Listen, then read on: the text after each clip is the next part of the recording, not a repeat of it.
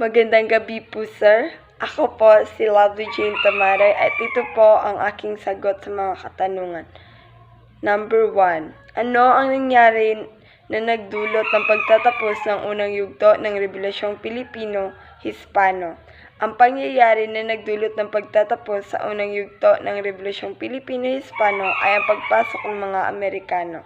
Nakilala ni Aguinaldo ang isang Amerikano nung siya ay pinapunta ni Primo de Rivera sa Hong Kong dahil sa kanilang kasunduan sa Biak na Bato. Nangako ang Amerikano na tutulungan ng Pilipinas sa pagkamit ng kalayaan na naging dahilan para mabuo ang panibagong yugto ng revolusyon, ang Rebolusyong Amerikano at Amerikano-Hispano.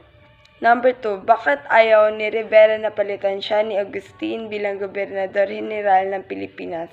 Ayaw ni Primo Rivera na palitan siya ni Agustin dahil sa tingin niya mas mapapamunuan niya na maayos ang Pilipinas dahil kilala niya na ang kilos ng mga Pilipino at sa nakarang taon na siya ang naging Gobernador General at mas malaki ang kanyang matutulong sa posibleng digmaan sa pamamagitan ng mga Espanyol at Amerikano kesa sa bagong Gobernador General dahil alam niya na ang pasikot-sikot ng Pilipinas at maging ang mga Pilipino ay kilala niya na. Number 3. Ano ang pinagmula ng alitan ng Espanya at Amerikano? Ang pinagmula ng alitan ng Espanya at Amerikano ay ang dahil sa Cuba. Dahil gusto ng Cuba ng kalayaan sa kamay ng mga Espanyol at nagkaroon ng simpatya ang mga Amerikano dito. Isa rin sa dahilan kaya nakialam ang Amerikano sa Cuba sa pagkamit nila na kanilang kalayaan dahil malaki ang kanilang investment sa Cuba. At pwedeng maapektuhan ito kapag nasa kamay pa rin ng Espanya.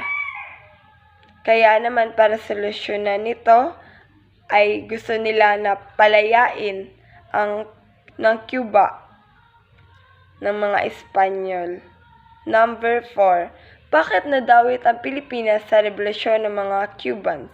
Nadawit ang mga Pilipinas sa revolusyon ng mga Cubans dahil nakisali ang mga Espanyol sa pakikidigma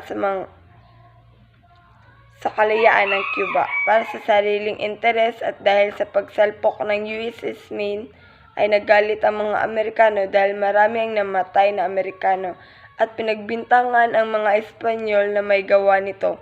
Kaya naman pati ang kolonya ng Espanyol na Pilipinas ay kanilang sinalakay at ito ang naging dahilan ng digmaan sa pamamagitan ng Amerikano at Espanya. At isa pang rason ay dahil sa Pilipinas dinaganap ang digmaan sa pamamagitan ng Amerikano at Espanya. At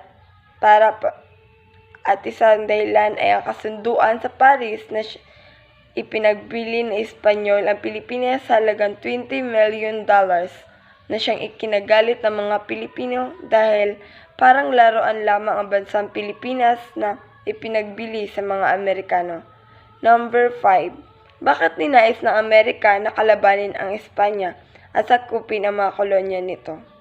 Kaya ninais ng Amerikano na kalabanin ang Espanya at sakupin ang kolonya nito dahil sa meron na silang investment sa Cuba na gusto nilang protektahan. At isa sa kolonya ng Espanya ang Pilipinas na sinakop nila ito dahil sa paghahangad na kapangyarihan. Dahil ng panahong iyon ay isa ang Amerika sa pinakamakapangyarihang bansa sa mundo. At kapag nakuha nila ang mga kolonya ng Espanya ay mas malaki ang kanilang influensya at ang kapangyarihan at maging ang kanilang investment ay malaki rin tulad ng Pilipinas at Cuba na pwedeng kunan nila ng hilaw ng mga materyales at pwede maging lugar sa pagpapalawak ng hukbong pandagat dahil yun ang gusto ng mga Amerikano ng panahong iyon at magiging sekretarya na si Theodore Roosevelt ng hukbong pandagat kapag nangyari ito. Yun lamang po.